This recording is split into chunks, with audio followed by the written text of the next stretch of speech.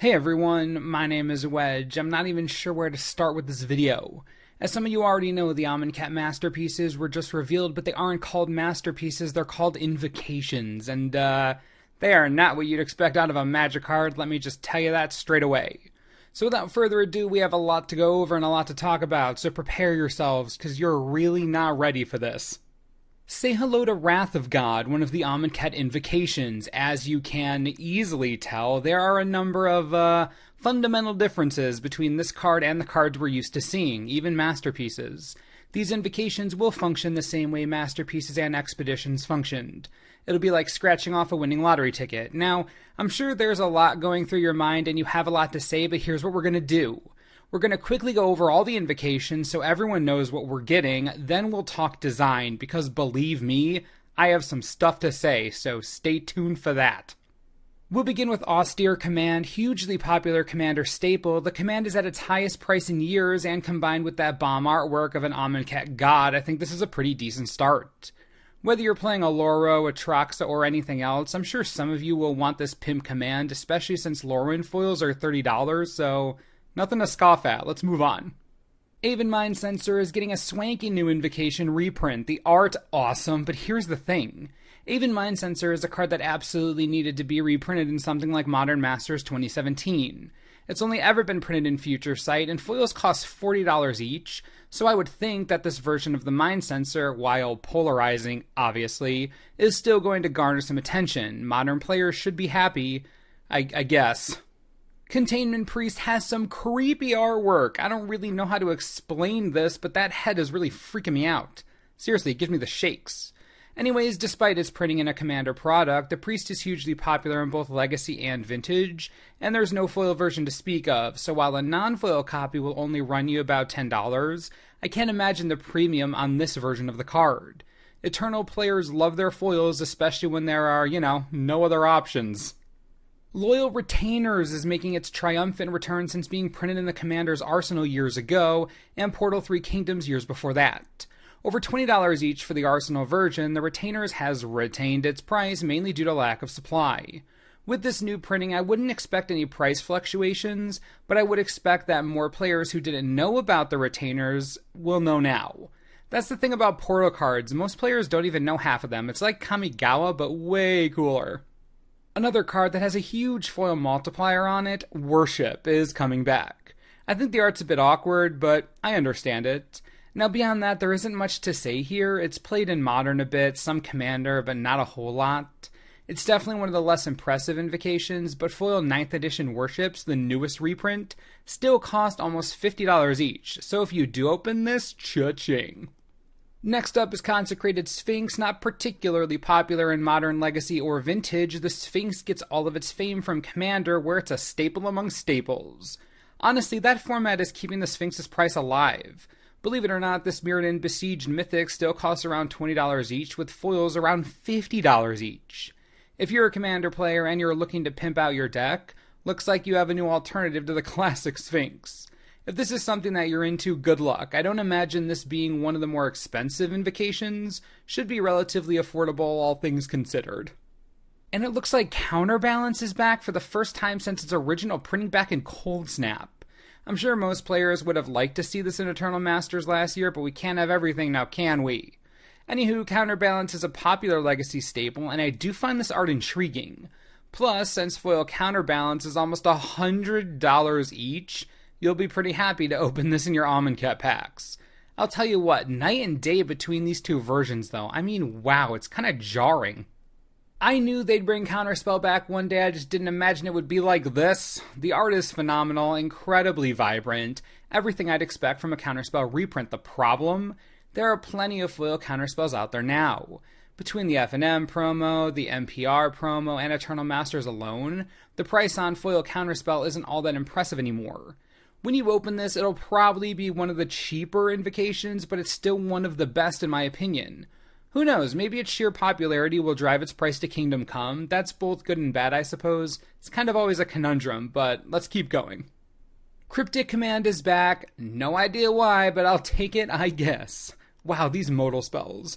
We're going to have a chat about that in a little bit, but regardless, the art is nice.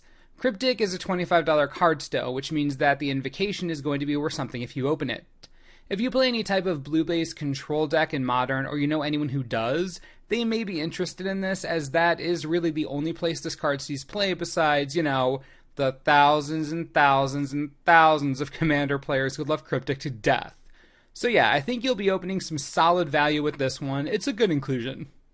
This I did not expect. Daze is getting an Invocation treatment? Totally out of left field for me. The art is super rad. I'm sure it'll pop even more in foil. For those who don't know, Daze is a staple counterspell in Legacy. It's practically infamous. After being printed in Eternal Masters, I actually wouldn't have thought they would do this, but hey, if you're going to create a new Daze, better do it right. At least that art is breathtaking. My goodness. What? Divert? Why? In the entire game of Magic, Divert is the card that gets brought back here. I mean, I know it's in Legacy, kind of, sometimes, but this is beyond out of left field. Legit no idea what to do with this. Card's cheap, foils are like $18, but that's mainly because it's only ever been printed in Odyssey, so yeah, I mean, awkward. I really don't know what else to say. Force of Will is coming back with some of the most awesome artwork I've seen up to this point. That god is not happy, and I love the deflection shield that it seems to be using. Big fan. Now, this Force of Will and this Force of Will, not the same thing. But the Eternal Masters foil is $400, and the Judge promo foil is $330. So while the Invocation Force of Will is something new, history would suggest that this particular card is going to be quite expensive. Not that easy getting foil forces, just saying. Holy butts, this is some nice artwork. Pact of Negation is looking fine. Last reprinted in Modern Masters, the Pact has been climbing recently, now sitting a little below $40 each, with foils quite a bit higher. The combination of the recent price spike and this friggin' awesome artwork, and I think you can expect Pact of Negation to be one of the more expensive invocations. This is nice. I can't wait to see one in foil if I ever do. It's gonna be amazing. A guy can dream, right? After not getting reprinted for years, Spell Pierce is on a real hot streak, and that new artwork is bombastic. This is what I'm talking about. Foil Spell Pierces of any kind make me happy, and this one, no different. Regardless of how you feel about the layout and border, you gotta admit that's some real nice artwork right there. It's so bright. Oh my god, I want one so bad. Cannot wait to see this in foil. The colors really pop out. I guess we're getting Stifle back too. Talk about a flood of blue cards. Insanity.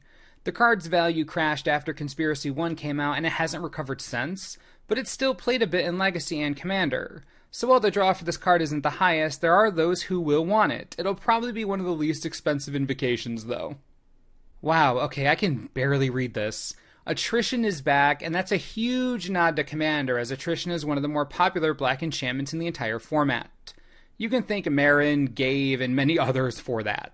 The artwork's pretty intense, almost like it wasn't drawn, almost like it was a picture taken of a real event. Pretty sweet. The artwork on these cards, huge step up. Dark Ritual is coming back as an invocation, and this is totally up Nico Bolas's alley. Definitely in flavor for the set as far as I'm concerned. Dark card, you get the feelings of pure evil from it. Now, financially speaking, foil Dark Rituals are basically gold mines. There aren't actually that many foil printings of the popular Mana Ramp spell, so when it is printed in foil, the price gets crazy. Foil Mercadian Masks Ritual, $45. Judge promo, $50. From the Vault 20 is technically $5, but it's from the Vault, no one wants those. You get my point. Foil Dark Rituals that look decent are hard to come by, and while you may not like these frames, many players will. It's pretty clear that Wizards is giving a lot of attention to Commander in this Invocation series, because without Commander, why in the world would Diabolic Intent be here? Alarin and Legacy? No, just no. Intent is here because of Commander, and that's just in the nick of time, because the Intent is over $15 already, with foils above $50. I'd say that this ends up being a middle-of-the-road invocation if we're talking financial value. If you're a Commander player who plays black, you might want to get one for yourself. That's some sweet artwork. Didn't expect another Entomb reprint so close to Eternal Masters, but here we are. Now I suppose it makes sense because we are in a world of zombies and mummification kinda fits just right. New creepy artwork, it's a dark card in general, it's gonna look great in foil though. I'm sure there are at least a few Legacy Reanimator players who will pick these up. I really do enjoy that artwork though, despite the fact that it reinforces a huge fear of mine, being buried under sand. Now that's scary. Duh. Talk about a blast from the past. Mind Twist is getting its first printing since, ready for this, 4th edition. Yeah, it's been that long, which obviously means there are no foil printings. Not only are there no foil printings, but there aren't even printings that don't use the alpha artwork. If you ever wanted a foil Mind Twist, I guess this is your lucky day. Too bad it's banned in Legacy for all you Legacy fans. Yep, we're definitely all in on Commander at this point. Aggravated Assault is one of the most Commander cards ever. Played by thousands of players in anything from Narset to Aurelia to Kalia and more, the Assault is hugely popular in the format, and it costs over $10 each. With foils around $25, the Invocation version, with some powerful artwork behind it, should be worth a little bit. It's a nice inclusion. This set is really looking out for the Commander player, though. Wow. This is a vibrant card if I've ever seen one. Chain Lightning is making a return after just being reprinted in Eternal Masters last year, effectively destroying its price. Foil Chain Lightnings cost around $6 each, so you can expect that the Invocation Chain Lightning will be on the bottom half of the price spectrum. Mostly played in Legacy, it's difficult for me to get too excited about this. At least the art is striking. I enjoy Red Lightning as much as the next Planeswalker, that's for sure. Maelstrom Pulse is back with a nice gold border and the Invocation treatment. Not gonna lie, I'm not really sure what to say about this card. It has been going up in price a little bit over the past few years, so it's not going to be worthless. The Pulse is a little under $20 each right now, and is played in Modern and Legacy to some extent. It's not the most exciting card we've looked at, but it makes sense. I mean, this is Bolas's world after all. Gotta bring some hits from Alara, right? Now, Vindicate has a really striking card. The gold border around most of the card, the bright whites, purples, and blacks in the artwork. The card isn't expensive or anything like that. It's not difficult to get either, but this artwork certainly makes this card look epic. Even if you hate the frame, you have to admit this one is particularly striking. Alright, those are all the invocations revealed today. All in all, it's a solid list of cards, but if we're being honest with ourselves, no one cares what the cards are. Let's talk design. We'll use Consecrated Sphinx. Let's go over just how many differences there really are. New font for the card name and type line, random hieroglyphics to fill the name and type line, no colored mana symbols, no colored set symbol, widened frame encroaching on the artwork, vertical power and toughness instead of horizontal, gold border along the top and bottom, bulbous horns on both sides of the text box, center text in the text box instead of left-aligned text, absolutely no black border around the card whatsoever, new Bolas-themed design around the holographic copyright image, and streaks of the color of the card along the border and behind the Bolas horns. So you fully understand what these look like, here's a video straight from Wizards of the Coast. Pause and rewatch as many times as you need to really grasp what these look like. Pros and cons. Pros. The foiling looks pretty sick. The way it brings out the gold is going to be sweet in person, so that's something to look forward to.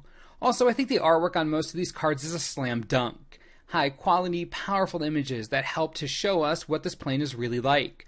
No nonsense, dark, evil, helps to set the tone. I love that. Additionally, think about this. Nicol Bolas is basically the archenemy in Magic. He's the big bad. It kind of makes sense that when we travel to a plane he controls, things get out of hand fast. These invocations are symbolic. They represent the seriousness and gravity of the situation that we're walking into. Speaking honestly, this was the best time to try something like this. When Nicol Bolas is involved, anything can happen. Additionally, there's an inherent amount of respect that must be given to the design team for putting themselves out there like this. It took a lot of courage and a lot of heart to push this far. You have to respect that. Okay, let's talk cons. There's no way around it. These cards are hard to read. It's that simple. Look at Daze. I had to squint the first time I saw it to find the word Daze among the gibberish hieroglyphics, and I totally understand why they're there. I do. But when you're sitting across from someone and this card is upside down, do you really think most players are just going to know what it is or easily be able to read it? I don't think so. Also, smaller issue, the name of the card is centered in relation to the card itself, not the name line, which makes me insane. Vindicate should not be that far right. It just shouldn't. It's driving me nuts. Same thing applies to the type line as well, by the way. Random characters, not centered properly, same deal. Next issue, no black border. Mark Rosewater said on Twitter that the cards will have black borders, but we just watched a video from Wizards of the Coast where the card didn't have borders of any kind. Let's do an experiment. Here's a normal Aven Mind Sensor invocation. Now here's the invocation but with a black border. You tell me which looks better. To me, it makes a world of difference. Don't want a border? How about extending the artwork out? Boom, now that's what I'm talking about. Remember when we changed to the new card frame design? When we switched from this to this? One of the reasons cited was to make more room on the card for the text box and the artwork. And while the artwork for these invocations are stunning, they are way too small. Players like artwork, everyone knows that. MTG artists win awards for their art, so why in the world would they create a frame that both decreases the art box and covers part of it? The frame is needlessly wide. And I understand, I get the whole Egyptian theme of pillars and whatnot, but the artwork is suffering because of it, and I am not a fan of that. The last thing I'll say about these, something seems off. There's no consistency. The length of the bolus horns near the text box seems arbitrary. The random blackness above that, arbitrary. Why are there 3 different fonts? One for the name and type line, one for the text box, and one for the set info down below. Why isn't the border on the text box and the art box the same width? And since they aren't the same width, why make the art box thinner than the text box when you need more room for art than you do text? Again, I need to stress this. I think it was profoundly brave of the design team to reach this far and try something new, but when you reverse image search an invocation and it comes up showing Yu-Gi-Oh cards, you went too far. We love expeditions, we love masterpieces, but this design may just be a little too far away from what we're used to. They just don't look like Magic cards. I obviously need to know what you're all thinking about all this craziness. How do you feel about the invocations? Do you care? Do you like, love, hate, despise? I need to know what you're thinking. Beyond that, do you even like the card choices for them? Are these cards you're excited to get? Seriously, we have a lot to talk about, so leave your thoughts below and we'll chat. Be sure to stay tuned to the channel for the latest and most reliable Amonkhet spoiler information you could ever need. As always, thanks for watching and we'll see you next time. This video is brought to you in part by TCGplayer.com. Amonkhet is coming at us fast, and if you want to pre-order the set to be prepared, you can do that right now on TCG Player for only $93 per booster box. Great price, hard to beat online, or if you don't have a local game store near you. If you want to make sure you get the set, click the link on the screen. Helps the channel. Win-win. Enjoy.